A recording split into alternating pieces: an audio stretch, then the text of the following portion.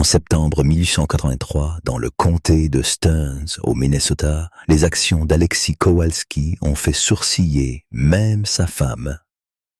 Contrairement à tous les autres charpentiers qui plaçaient les cheminées sur les murs extérieurs comme prévu, Alexis faisait quelque chose de vraiment non conventionnel. Cet immigrant polonais de 41 ans construisait une énorme cheminée en briques, directement au cœur de sa cabane, en plein milieu du plan d'étage, perturbant l'agencement naturel de chaque pièce. « Tu gaspilles 200 $ de briques pour un témoignage de ta pure obstination », lui déclara sa femme, Katerzina.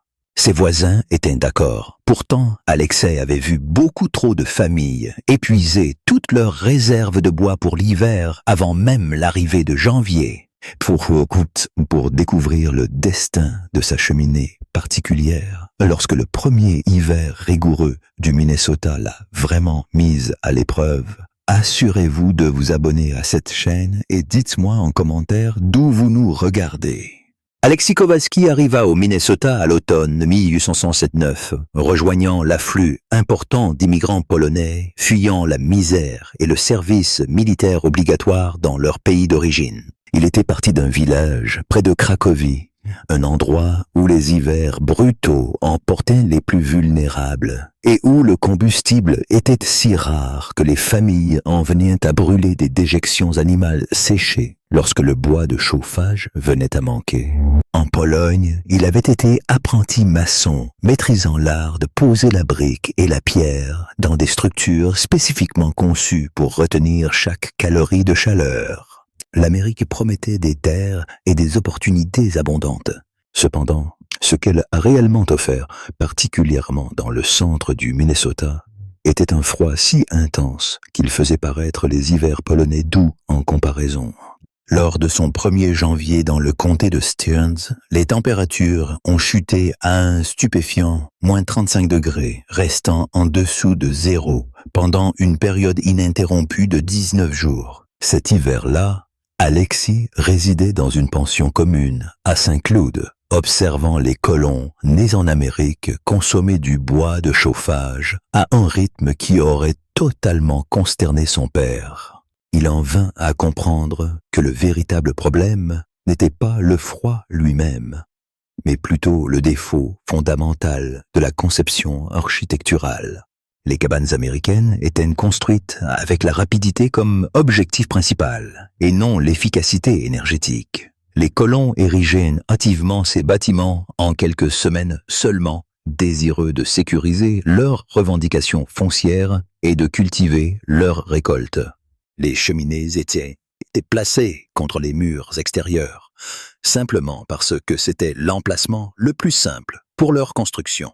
Cette approche éliminait la nécessité de couper les poutres de toit ou de compromettre un espace intérieur précieux.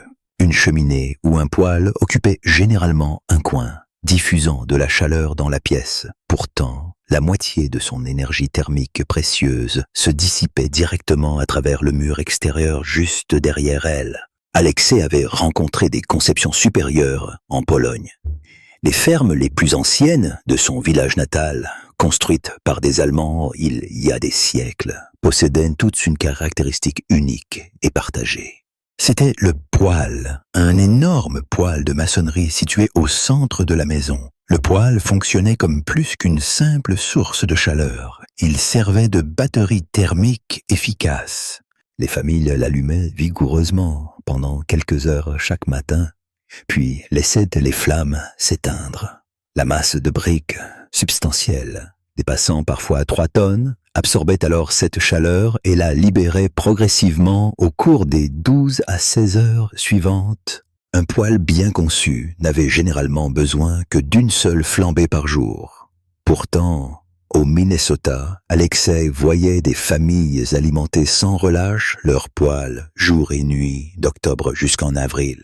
Même au cœur de la nuit, ils se réveillaient pour nourrir les flammes affamées. Ils peinaient, coupant, fendant et empilant du bois jusqu'à ce que leurs mains saignent, pour que leur cabane devienne glaciale quelques heures seulement après que les dernières sobraises se soient éteintes. Le froid mordant pénétrait leurs murs minces, tandis que des cheminées mal conçues expulsait plus de chaleur précieuse à l'extérieur qu'elle n'en retenait à l'intérieur. En 1883, Alexei avait accumulé suffisamment d'économies pour acheter 40 acres de terres boisées près de Cold Spring et épouser Katarzyna Nowak. C'était une Polonaise de 10 ans sa cadette qui avait passé ses années de formation dans une ferme juste à l'extérieur de Poznań. Leur vision commune était d'ériger une véritable ferme, pas les constructions américaines, fragiles et bâclées, qu'Alexei en était devenu à mépriser, mais une maison construite pour résister à l'épreuve du temps. Une habitation qui offrirait une chaleur authentique, les libérant des heures interminables et éveillées passées à préparer du bois de chauffage. La terre elle-même était un trésor fournissant du bois pour les murs et un sol argileux parfait pour fabriquer des briques. Un petit ruisseau pratique assurait un approvisionnement constant en eau. Leur voisin le plus proche, Wilhelm Brandt, un fermier allemand vivant à un demi-mile à l'est, avait déjà généreusement offert ses conseils sur les techniques de construction locales. « Mettez toujours votre cheminée sur le mur nord », lui avait Brandt. « Elle sert de brise-vent. C'est la pratique courante », avait expliqué Brandt. Alexei, cependant, se contenta de hocher la tête poliment, sans répondre. Il n'avait absolument aucune intention de placer sa cheminée contre un mur. Son plan était de la construire exactement là où son propre grand-père l'aurait fait. Il l'imaginait au cœur même de la maison, où chaque brique apporterait sa contribution maximale. Katarzyna, qui, après tout, avait traversé tout un océan pour lui, soutenait habituellement toutes ses entreprises. Mais quand il dévoila son plan de cheminée, elle le regarda comme s'il venait de proposer de construire leur cabane à l'envers. « Au centre !» répéta-t-elle, la voix incrédule. « Alexei, c'est de la pure folie !» La dispute qui s'ensuivit dura 3 jours, car Katarzyna n'était certainement pas une femme qui cédait facilement, et elle présenta des préoccupations pratiques qu'Alexei trouva impossible d'ignorer. Une cheminée au milieu signifie que chaque pièce devra s'articuler autour d'elle, expliqua-t-elle, esquissant le plan au sol avec un bâton. La cuisine, la chambre, la pièce principale, elles finiront toutes par être exiguës et étrangement agencées. Et les meubles ? demanda-t-elle. Où suis-je censé mettre une vraie table quand il y a une énorme tour de briques en plein milieu de tout ? Alexei tenta patiemment d'expliquer le raisonnement thermique. Une cheminée construite contre un mur extérieur, argua-t-il, perdrait la moitié de sa chaleur directement à l'extérieur. Les briques deviendraient certes chaudes, mais elles chaufferaient l'air glacial de l'hiver autant que les espaces de vie. Une cheminée centrale, rétorqua-t-il, rayonnerait de la chaleur dans toutes les directions. Chaque face de brique contribuerait directement à la chaleur de leur espace de vie, sans qu'absolument rien ne soit gaspillé sur les murs exposés au froid. « Pense à la maison de ta grand-mère à Poznań, » lui rappela-t-il. Le poêle était en plein centre. « Oh, mais c'est moi, tu m'as toi-même dit comme elle restait merveilleusement chaude. » Katarzyna rétorqua instantanément. « La maison de ma grand-mère a été construite par son arrière-grand-père. Nous n'avons pas 100 ans pour que ce soit parfait, Alexei. Nous n'avons qu'un seul hiver. »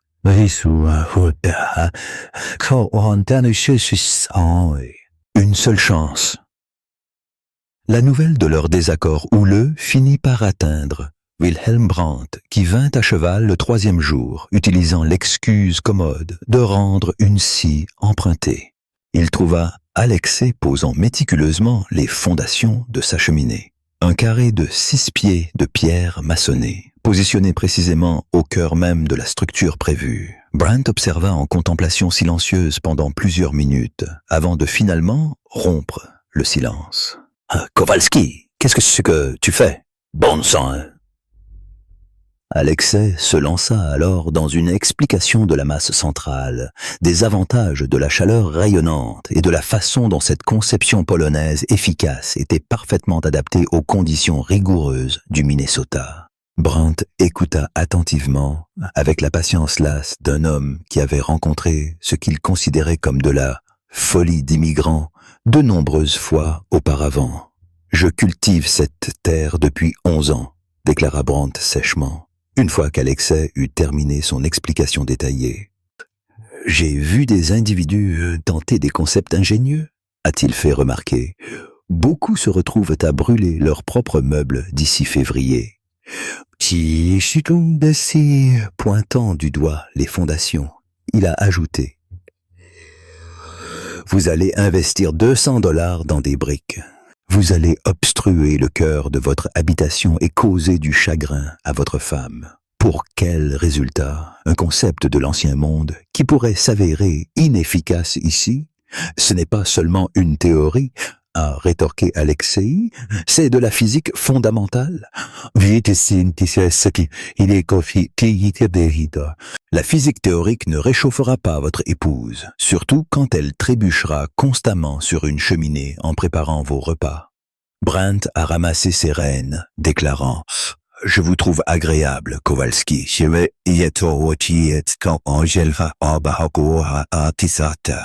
Vous êtes diligent, mais vous commettez une erreur.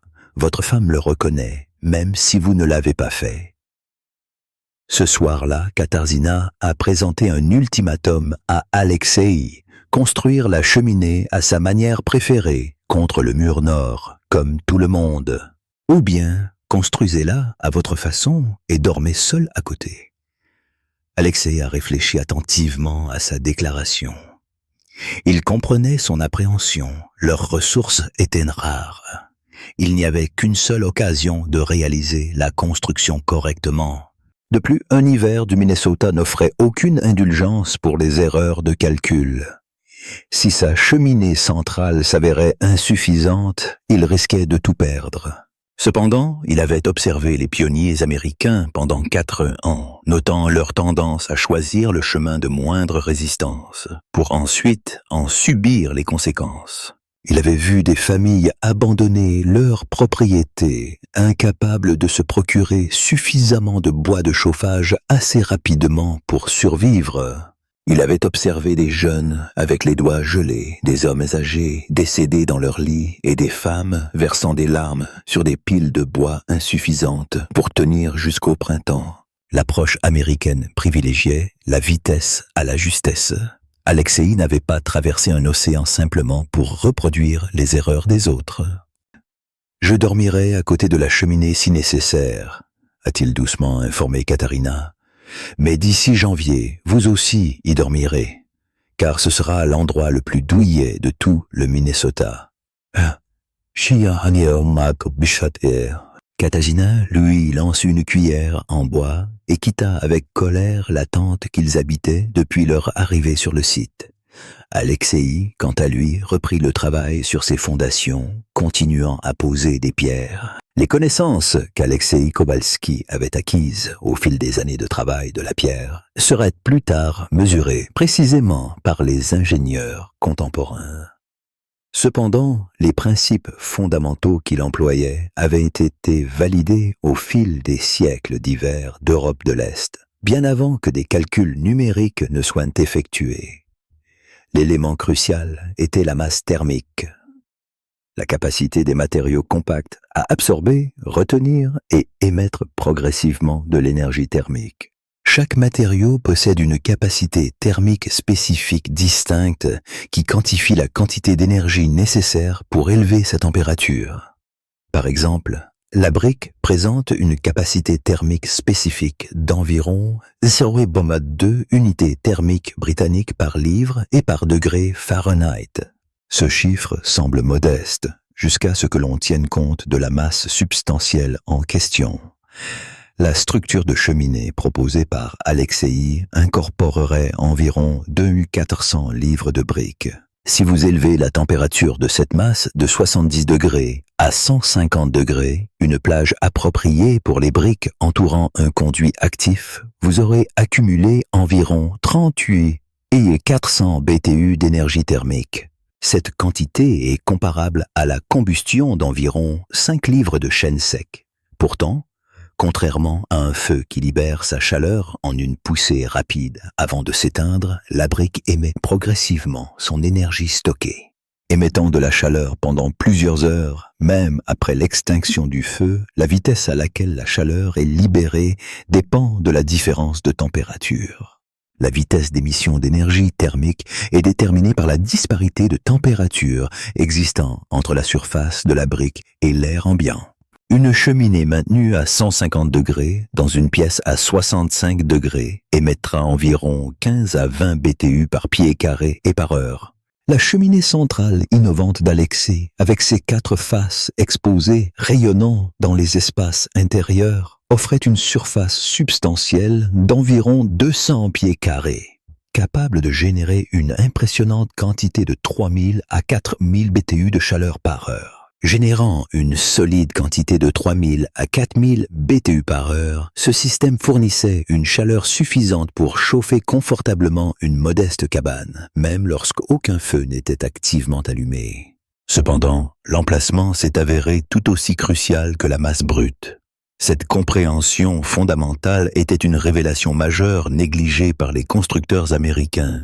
Lorsqu'une cheminée est construite contre un mur extérieur, seules 3 de ses surfaces peuvent rayonner de la chaleur dans les espaces de vie. Le 4e côté, généralement le plus grand car il abrite l'ouverture du foyer, est plaqué contre le mur extérieur. Ce contact direct avec le mur signifiait que la chaleur était transférée dans le bois de charpente ou les planches, qui la dissipaient ensuite à l'extérieur.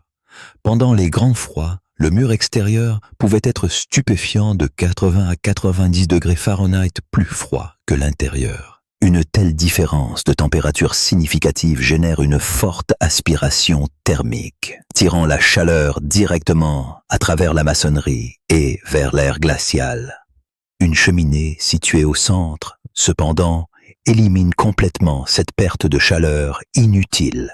Avec les 4 faces rayonnant la chaleur vers l'intérieur et aucune surface ne touchant un mur extérieur, chaque BTU absorbé par la masse de briques contribue finalement au chauffage de l'espace de vie. Ce n'est pas seulement un gain d'efficacité mineur, c'est un changement radical. Une cheminée centrale peut fournir 30 à 40% de chaleur utilisable en plus par rapport à une cheminée identique placée contre un mur extérieur. Alexei a également instinctivement saisi un autre avantage. La cheminée diviserait naturellement sa cabane en zones distinctes. La cuisine, déjà réchauffée par la cuisson, utiliserait une face. La chambre tirerait sa chaleur d'une autre. L'espace de vie principal bénéficierait de la chaleur de 2 faces. Cette conception garantissait que chaque pièce recevait une chaleur radiante confortable, éliminant le besoin d'unités de chauffage individuelles. La configuration du conduit était tout aussi importante. Les cheminées américaines traditionnelles présentaient généralement un chemin vertical direct et droit du foyer au toit. Alexei, cependant, a imaginé une conception plus sinueuse. Son conduit innovant monterait du foyer, puis traverserait horizontalement la maçonnerie substantielle sur plusieurs pieds, avant de remonter une fois de plus pour sortir. Cette route sinueuse et serpentine forçait les gaz d'échappement chaud à céder une plus grande partie de leur chaleur à la structure de briques environnantes avant de s'échapper finalement. Par conséquent, la fumée émanant de sa cheminée serait nettement plus froide que celle d'un conduit droit conventionnel. Sa température réduite indiquait qu'une quantité significative de son énergie thermique avait été efficacement capturée, alors que ses voisins percevraient simplement une colonne de briques dominant le centre de la cabane. Alexei envisageait une puissante batterie thermique absorbant la chaleur pendant les feux du matin et la libérant régulièrement pendant jusqu'à 14 heures par la suite. Il envisageait un système permettant à sa famille de dormir profondément pendant les nuits glaciales sans avoir besoin d'attiser constamment le feu. Il prévoyait une percée en matière d'efficacité qui réduirait leur consommation de bois de chauffage de 50% ou même plus. Katharina, cependant, l'a d'abord perçu comme une obstruction dans sa cuisine. Mais les rudes mois d'hiver révéleraient en bientôt la sagesse que les briques possédaient intrinsèquement. Le processus ardu de fabrication des briques commença en juin.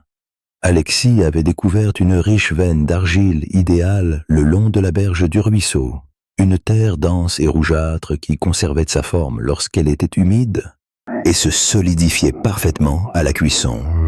Pendant 3 semaines, il a méticuleusement creusé et préparé l'argile, la mélangeant avec du sable et de l'eau jusqu'à obtenir la consistance précise avant de presser ce mélange dans des moules en bois fabriqués sur mesure. Chaque brique exigeait un soin méticuleux. Si elle était trop humide, elle se fissurerait inévitablement pendant la phase de séchage. Si elle était trop aride, elle se désintégrerait à la cuisson. Cet été-là, Alexis a minutieusement fabriqué plus de 800 briques, les arrangeant en rangées soignées pour sécher au soleil, retournant diligemment chacune d'elles, quotidiennement, et jetant celles qui présentaient des imperfections. Ses mains sont restées perpétuellement tachées de rouge de juin à août. Le processus de cuisson crucial a eu lieu dans un four de fortune qu'il avait construit, en utilisant le lot initial de briques séchées comme structure. Pendant 3 jours continus, il a alimenté avec du chêne, maintenant des températures suffisamment élevées pour vitrifier l'argile en céramique durable. Ce processus intensif a nécessité près d'une corde de bois entière, une dépense significative qui a inquiété Katharina jusqu'à ce qu'Alexei la rassure, soulignant qu'une brique correctement cuite durerait 1 siècle. Au début de septembre, il avait amassé une quantité suffisante de briques de haute qualité pour commencer la construction.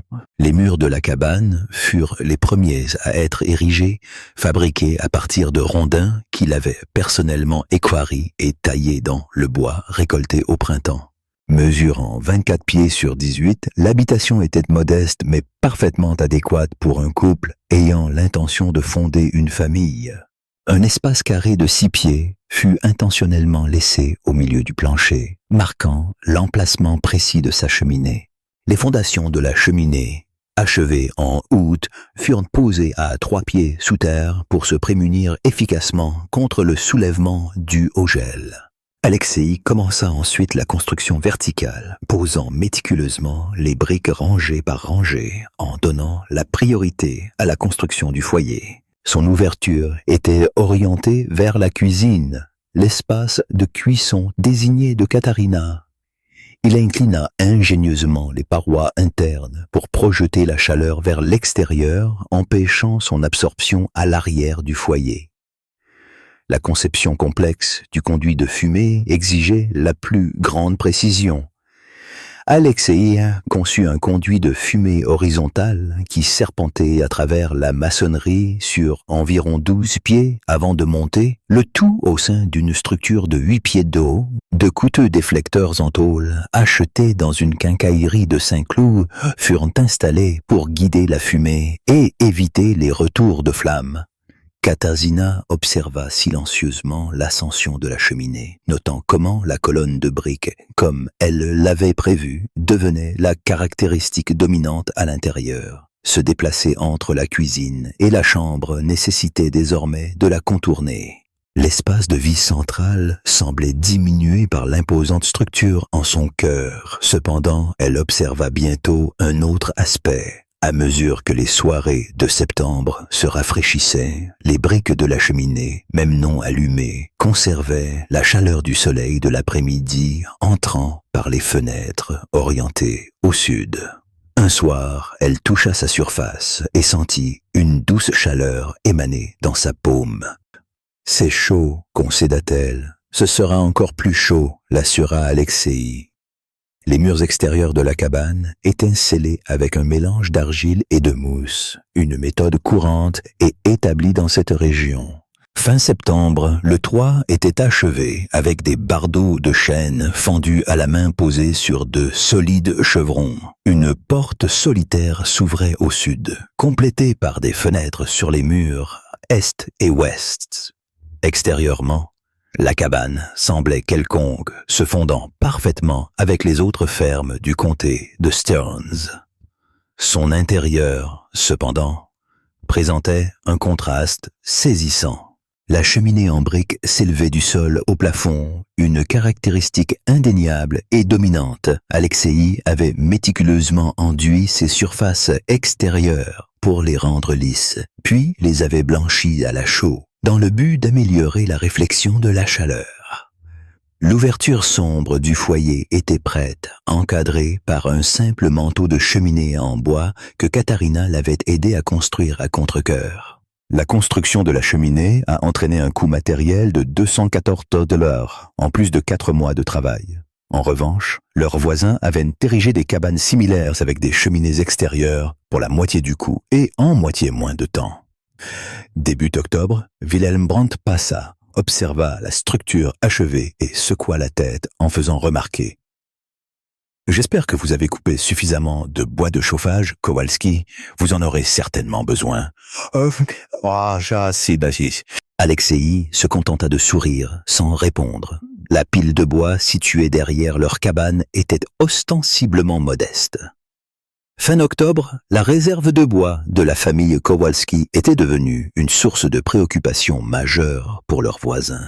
Wilhelm Brandt en parla même avec d'autres fermiers allemands au magasin d'aliments pour animaux de Cold Spring. Les Hendricks, une famille scandinave installée à 1 mile au nord, passèrent délibérément pour compter les cordes de bois empilées derrière la cabane. Ce soir-là, Madame Hendricks informa son mari. 3 cordes, peut-être 3,5 pour tout un hiver du Minnesota. Ils finiront par brûler des meubles d'ici Noël. Le consensus général était sans équivoque. Une famille avait besoin de 6 à 8 cordes de bois dur sec pour supporter un hiver dans le comté de Stearns. Alors que certaines familles utilisaient 10 cordes, les Kowalski en avaient accumulé moins de la moitié du minimum recommandé. De plus, le mari aurait gaspillé $200 pour une cheminée qui obstruait la moitié de son espace de vie. Katarzyna entendit ces conversations à voix basse pendant la messe du dimanche. La communauté polonaise de Cold Spring, bien que petite, était très unie, assurant que les nouvelles circulaient rapidement lors des discussions de cuisine et des rassemblements après l'église. Même des femmes qu'elle connaissait à peine lui donnèrent des conseils compatissants, suggérant des moyens d'économiser le bois de chauffage, comme le brûler uniquement la nuit, porter des vêtements supplémentaires à l'intérieur et garder les enfants au lit pendant les périodes les plus froides. En polonais, une femme âgée confia: « Votre mari a de bonnes intentions. Les hommes ont souvent des idées, mais vous devriez vous préparer au pire. »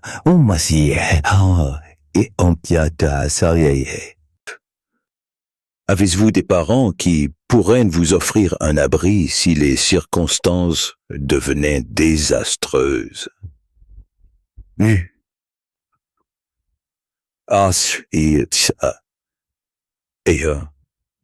La question toucha une corde sensible, car Katharina elle-même avait envisagé cette possibilité.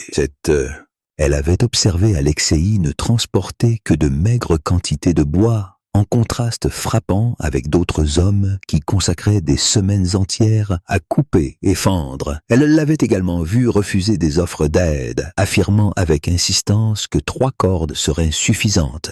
Son assurance frôlait l'arrogance, un défaut fatal pendant un hiver du Minnesota. Wilhelm Brandt chercha Alexei début novembre, le trouvant au magasin général local pour une confrontation directe.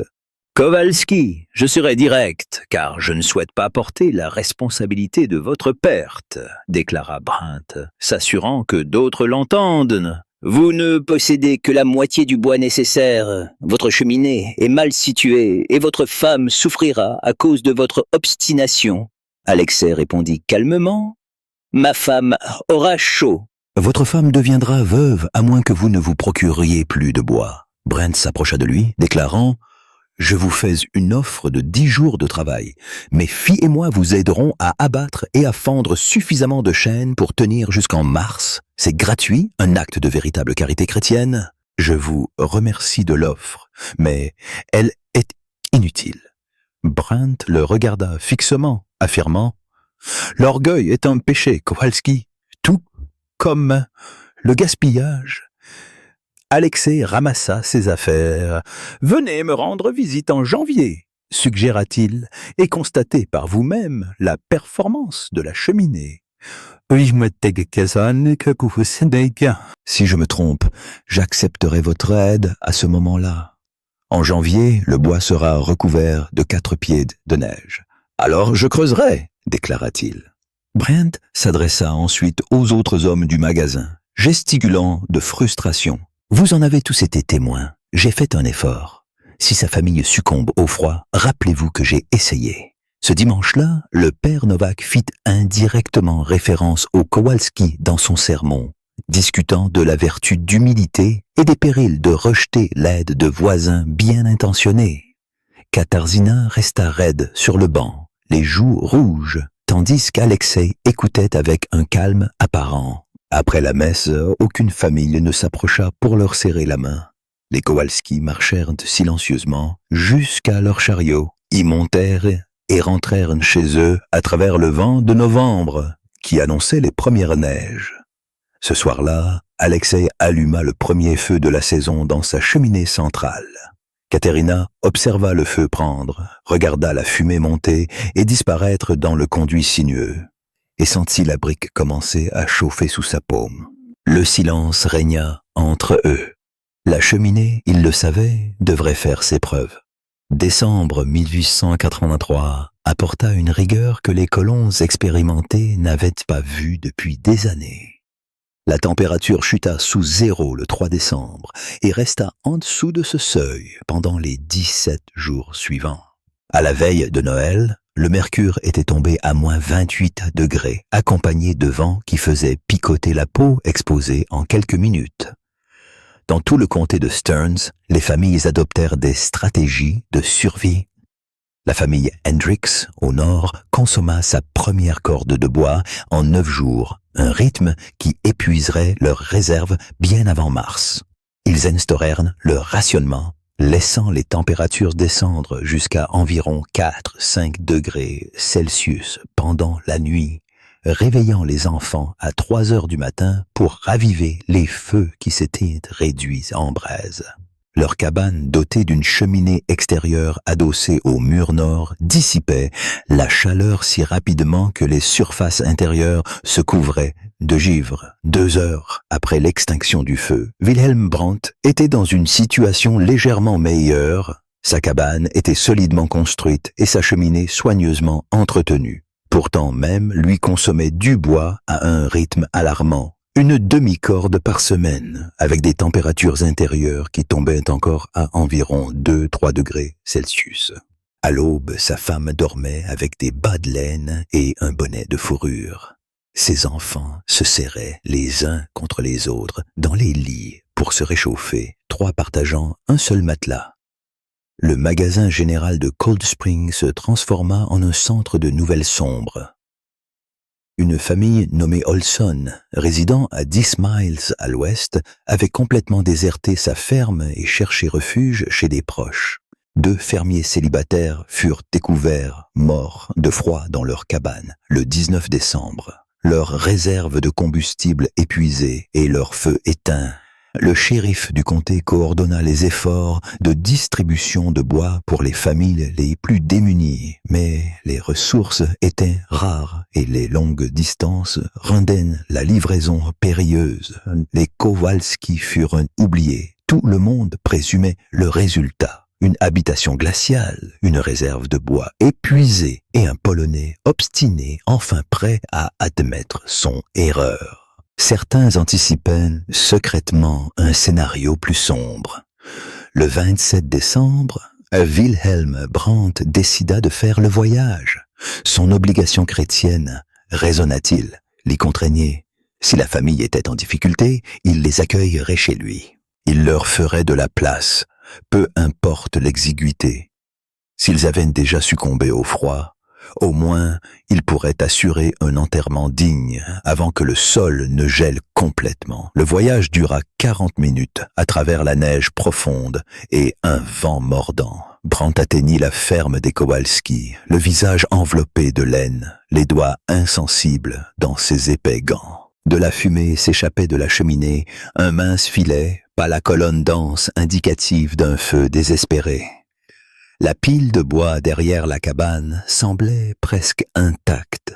Brandt descendit et se dirigea vers la porte. Il frappa, tapant des pieds, pour combattre le froid mordant qui pénétrait ses bottes. Alexei ouvrit la porte, en manche de chemise seulement. Brandt fut stupéfait. La chaleur émanant de la cabane le frappa avec une force palpable. Ce n'était pas la chaleur intense d'un brasier ardent, mais une chaleur profonde et constante qui semblait rayonner de toutes les directions simultanément. Il regarda au-delà d'Alexei et vit Katerina à genoux sur le sol avec leur petite fille, née en octobre, toutes deux vêtues de légers vêtements de coton. « Wilhelm », remarqua Alexei avec affabilité, « entrez et réchauffez-vous ».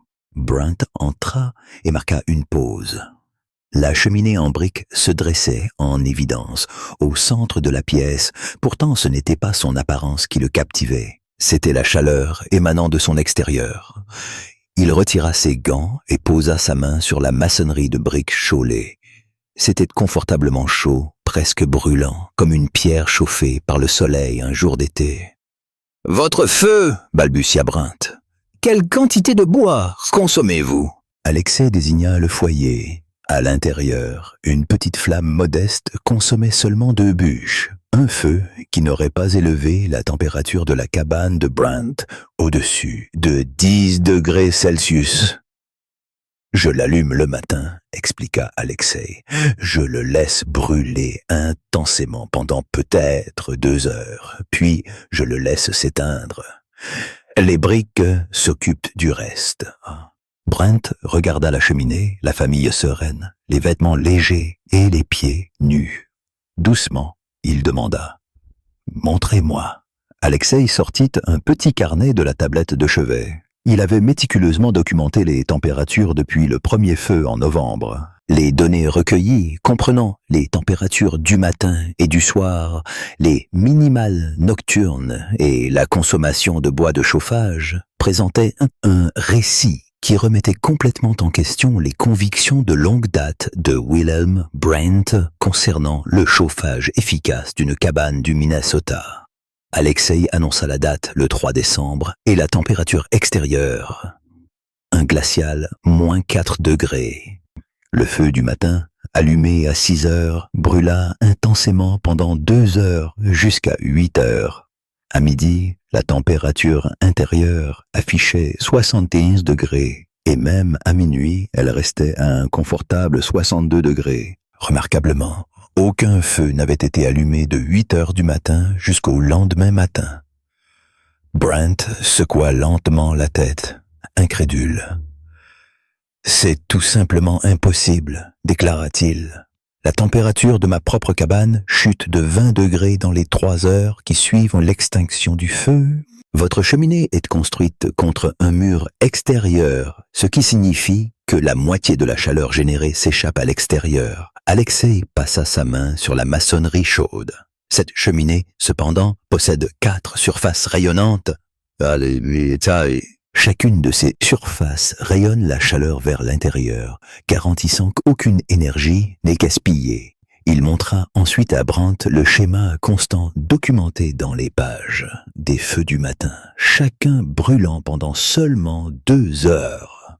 Les températures diminuaient progressivement, généralement d'1 ou 2 degrés seulement par heure, jour et nuit. Même pendant les vagues de froid les plus intenses, les relevés les plus bas descendaient rarement en dessous de 55 degrés.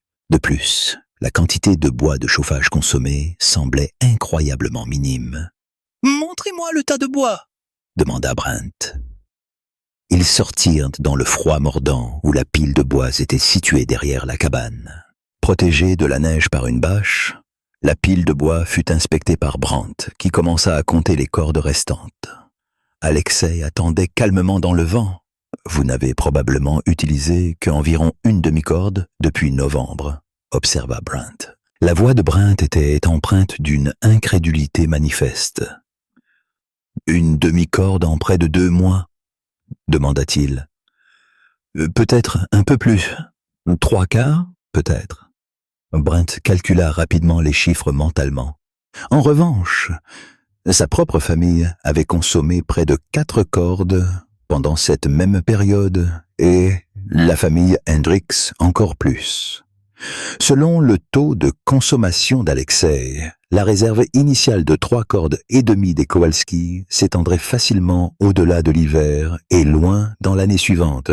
La cheminée, murmura Brandt pensivement. La masse substantielle retient la chaleur pendant 14 heures, parfois même 16, selon la température extérieure. Alexei désigna la colonne de briques proéminente visible à travers la fenêtre de la cabane. Composée de livres de briques, chaque livre agit comme un réservoir de chaleur. Le feu la charge, essentiellement comme une batterie, qui libère ensuite progressivement de la chaleur tout au long de la nuit et du jour, jusqu'à la prochaine flambée. Ils rentrèrent dans la cabane où Katharina avait préparé du café. Brandt s'assit à la petite table qui était quelque peu mal placée autour de la cheminée centrale, exactement comme il l'avait prévu des mois auparavant. Il réchauffa ses mains autour de la chaleur réconfortante de la tasse. « Je vous avais prévenu que c'était une erreur, murmura-t-il. Je l'ai dit à tout le monde.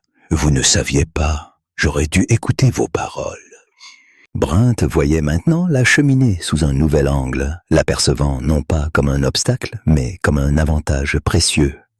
La famille Hendricks est en difficulté. Les Olsens ont abandonné leur terre. 2 hommes sont morts par manque de bois, déclara-t-il, marquant une pause avant d'ajouter. Et pourtant, vous êtes assis ici confortablement en bras de chemise. Alexei acquiesça d'un signe de tête. La méthode traditionnelle est efficace. Mon grand-père le savait, et son grand-père aussi. À un moment donné, les gens ont simplement perdu ce savoir. Brandt vida sa tasse de café et se leva. Je dois informer les autres, en particulier les Hendricks. À leur rythme de consommation actuel, ils ne survivront pas jusqu'en février. Amenez-les ici si cela s'avère nécessaire. Nous avons amplement d'espace et cette cheminée peut fournir de la chaleur à des personnes supplémentaires. Brandt hésita sur le pas de la porte. Je vous ai un jour accusé d'orgueil, affirmant que votre femme subirait des difficultés à cause de votre obstination. Vous vous souciez de notre bien-être. Ce n'est pas une transgression, pas plus que d'avoir raison. Brandt enfila ses gants. Je reviendrai demain en amenant les familles Hendricks et Kowalski. J'ai l'intention d'apprendre à en construire une. Quand le printemps arrivera, je démolirai mon mur nord. Alexei sourit, suggérant. Amenez vos filles, le travail avance plus vite avec de l'aide. Oh, Brandt rentra chez lui à travers le froid mortel, ses pensées absorbées par des calculs qu'il trouvait encore difficiles à accepter. L'après-midi suivant, la famille Hendricks apparut, à moitié gelée et profondément embarrassée. Initialement, ils avaient résisté à l'invitation de Wilhelm Brandt. Accepter l'aide d'un immigrant polonais qu'ils avaient récemment plaint revenait à admettre leur défaite. Cependant, leur réserve de bois était presque épuisée. Leurs enfants frissonnaient sans cesse depuis 3 jours et la fierté n'offrait que peu de chaleur. Katarzyna les accueillit chaleureusement, sans aucun jugement. Elle avait préparé de la soupe et du pain, fourni des couvertures supplémentaires et dégagé un espace près de la cheminée où la chaleur était la plus intense. Les 4 jeunes enfants des Hendricks, 3 filles et un garçon, tous âgés de moins de 10 ans, pressaient leurs petites mains contre la maçonnerie chaude, refusant de bouger. « On dirait un poil, Madame Hendricks », murmura-t-elle à son mari. Malgré les circonstances, la famille resta 11 jours, jusqu'à ce qu'un court dégel de janvier permette à Brent et à d'autres voisins de livrer du bois de chauffage d'urgence à leur domicile. Remarquablement, la consommation de combustible d'Alexis pendant cette période n'était pas plus élevée que d'habitude. Chaque matin, la cheminée absorbait la chaleur, puis la rayonnait régulièrement tout au long de la nuit, réchauffant sans effort le nombre croissant d'occupants. La nouvelle de ces performances remarquables se répandit dans le comté de Stearns, avec l'urgence d'un appel désespéré. À la mi-janvier, Alexis avait déjà accueilli 3 familles supplémentaires pour de courts séjours pendant les vagues de froid les plus rigoureuses. Chaque visite se déroulait de manière identique. Un doute initial, suivi d'un profond étonnement, et enfin des questions pressantes sur les techniques de construction. Alexis répondait patiemment à chaque question, illustrant les concepts avec des diagrammes sur du papier brun, et expliquant la physique dans son anglais rudimentaire, souvent aidé par des gestes expressifs. Wilhelm Brandt lui-même devint le premier élève assidu, arrivant fin janvier avec ses 2 fils adultes et un carnet débordant de questions. Ils passèrent méticuleusement 4 heures à examiner la conception de la cheminée et à prendre des mesures précises. Tandis qu'ils examinaient le conduit de fumée complexe et sinueux qu'Alexis avait conçu, Brandt montra les déflecteurs en tôle visibles à travers un petit panneau d'accès expliquant « Ces déflecteurs obligent la fumée à parcourir une plus grande distance ». Alexis confirma, tapotant la surface chaude. Plus de temps dans la maçonnerie signifie plus de chaleur transférée. Un conduit de fumée droit et conventionnel gaspille la moitié de l'énergie. La fumée s'échappe encore chaude. En revanche, ma fumée sort froide parce que la maçonnerie a efficacement absorbé sa chaleur. Brandt notait méticuleusement ses observations, tandis que son fils dessinait assidûment des diagrammes. À leur départ, les 3 hommes avaient fermement résolu de reconstruire la cheminée de la famille Brandt dès l'arrivée du printemps. Au lieu de sa position habituelle contre le mur nord, elle serait déplacée au centre de la cabane, sa place légitime. La famille Hendricks suivit bientôt leur exemple, tout comme une famille norvégienne nommée Larsen, puis 2 agriculteurs célibataires qui, ayant enduré l'hiver dans une cabane partagée, jurèrent qu'ils ne souffriraient plus jamais du froid. En mars, Alexis s'était engagé à aider à la supervision de cette reconstruction de cheminée dans tout le comté, refusant catégoriquement toute forme de paiement. Après une consultation exceptionnellement longue, lorsque Brandt tenta de lui glisser un billet de $5 dans la main, Alexis le lui rendit doucement mais fermement. En Pologne, mon grand-père a transmis sa sagesse à mon père, et mon père, à son tour, m'a appris que le savoir n'est pas une marchandise à vendre, mais un héritage à partager. Katarzyna observa l'évolution inattendue de son mari en un instructeur respecté. L'entêtement même qui l'avait exaspéré en septembre commandait maintenant le respect d'hommes qu'il avait auparavant considérés comme insensés. Les voisins qui, jadis, colportaient des rumeurs sur la disparition inévitable de la famille, cherchaient maintenant activement les conseils d'Alexis sur tout. Des compositions de mortier aux mesures des conduits de fumée. « Tu pourrais certainement les faire payer », remarqua-t-elle un soir, après qu'une autre famille fut partie, chargée de pages de notes. « Ils payeraient volontiers. »« Non, insista-t-il. Ils enseigneront aux autres, c'est un paiement suffisant. » Au moment où le dégel printanier arriva, la pile de bois des Kowalski contenait encore près d'une corde et demie de bois, une réserve suffisante pour commencer l'hiver suivant sans abattre une seule nouvelle bûche. Ils avaient consommé moins de 2 cordes de bois au total, pendant ce qui fut l'hiver le plus froid de la décennie.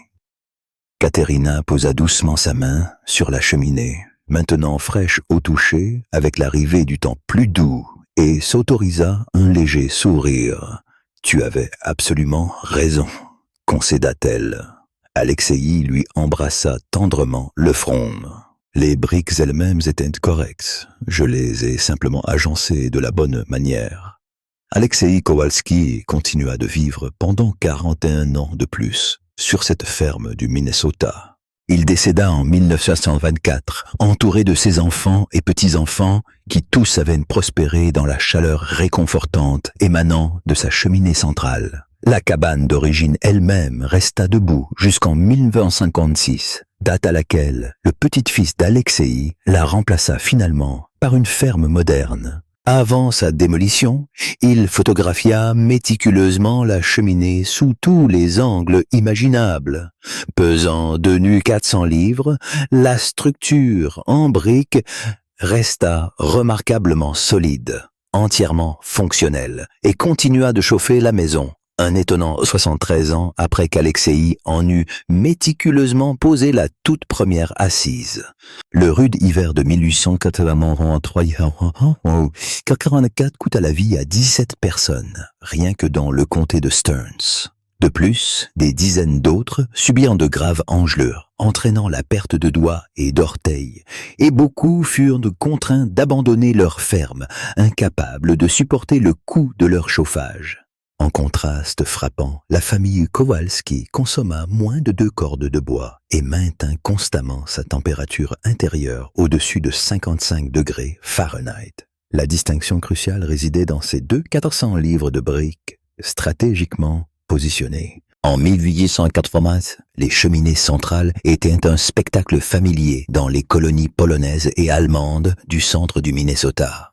Alexei a joué un rôle clé dans la construction ou la supervision de 14 de ces structures, refusant généreusement toute compensation pour ses efforts. Ses fils ont maîtrisé la technique, puis l'ont partagée avec leurs voisins. Cette expertise s'est diffusée naturellement d'une famille à l'autre, de communauté en communauté, jusqu'à ce que la méthode Kowalski devienne simplement la pratique établie. Le principe fondamental qu'Alexei a saisi, optimiser l'efficacité radiante grâce au placement stratégique de la masse thermique, est évident dans les systèmes de chauffage du monde entier. Parmi les exemples, on trouve le pechka russe, le ketchelofen autrichien et la cheminée à contre-courant finlandaise. Ce sont toutes des manifestations distinctes d'un concept singulier. Stocker la chaleur dans des matériaux denses, les positionner pour émettre la chaleur vers l'intérieur et permettre à la physique naturelle d'accomplir ce qu'un approvisionnement illimité en bois de chauffage ne pourrait pas. Les ingénieurs en chauffage contemporain appellent cela le chauffage par masse radiante. Bien que les calculs mathématiques aient été perfectionnés et les matériaux améliorés, la compréhension fondamentale perdure. Une seule livre de briques, une fois chauffée à 150 degrés, libérera régulièrement son énergie accumulée pendant de nombreuses heures. Placez stratégiquement suffisamment de briques au cœur d'un espace de vie et vous avez créé une batterie thermique se chargeant avec les feux du matin et libérant régulièrement de la chaleur pendant les nuits les plus froides. Alexei, son grand-père et des générations de bâtisseurs d'Europe de l'Est ont tous reconnu que l'efficacité l'emporte de loin sur la simple intensité. Ses voisins allument des brasiers rugissantes, dévorant des bûches entières en une heure, en voyant la chaleur déferler dans les pièces pour qu'elle s'échappe presque immédiatement à travers des murs fragiles et des cheminées mal placées. En revanche, Alexei construisait des feux modestes, transférant l'énergie dans la brique, puis permettant à la brique d'accomplir la tâche constante de réchauffer sa famille. Cette précieuse leçon transcende le domaine des cheminées. Dans chaque système, de l'énergie est perdue. Chaque décision de conception réduit ou amplifie ses pertes. Les colons américains qui construisaient des cheminées sur les murs extérieurs n'étaient pas inintelligents. Ils privilégiaient plutôt la construction rapide et la simplicité. Cependant, optimiser un facteur nécessite fréquemment d'en sacrifier un autre. Ils ont gagné en rapidité de construction, mais ont payé un prix élevé chaque hiver en consommation de bois de chauffage et en inconfort. Alexei, à l'inverse, a optimisé pour une efficacité maximale. Il a consacré 4 mois à fabriquer des briques à la main, a investi $200 en matériaux et a passé d'innombrables heures dans une construction que ses voisins achevaient en quelques jours seulement. Pourtant, son investissement initial a produit des retours profonds.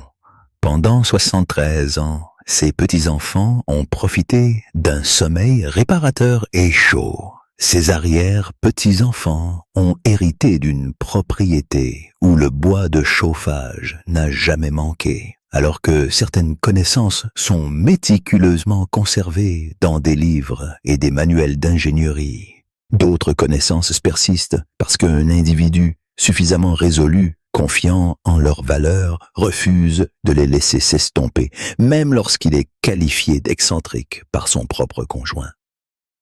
Katarzyna a survécu à Alexei de 6 ans, passant ses derniers hivers dans la cabane qu'ils avaient construite, réchauffée par la cheminée même qu'elle avait un jour surnommée un monument à la pure obstination. Après son décès, ses enfants ont découvert une note, écrite de sa main polonaise méticuleuse, glissée dans la Bible familiale. Il avait raison à propos de la cheminée. Il avait raison sur tant de choses. J'aurais aimé le lui dire plus souvent. Les briques, cependant, sont indifférentes au regret. Elles retiennent simplement la chaleur, inébranlables et patientes, comme elles l'ont fait pendant 7 décennies, et comme elles continueront de le faire, jusqu'à ce qu'elles soient finalement démantelées